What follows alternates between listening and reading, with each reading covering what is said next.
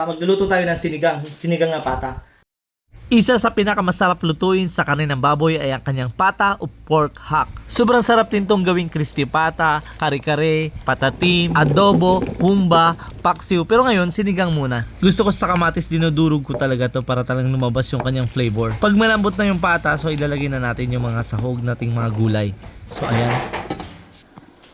Tapos guys, pag nagluluto ako ng sinigang, kumukuha ako ng gabi, minamash ko to, dinudurog ko, tapos saka ko ibabalik dito sa may sabaw.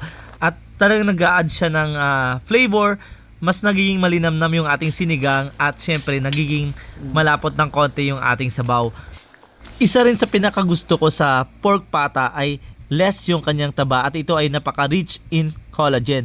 Yung collagen ay protein o protina na nakakatulong sa ating mga skin, sa ating mga joints o sa ating mga kasukasuan. So bukod sa mga nutrients na makukuha natin sa mga gulay, maraming health benefit pa ang ating makukuha dito sa ating pork pata. Tikman na natin.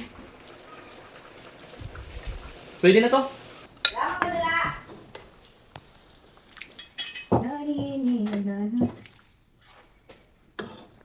Ang init. Sarap. Bakit ang init?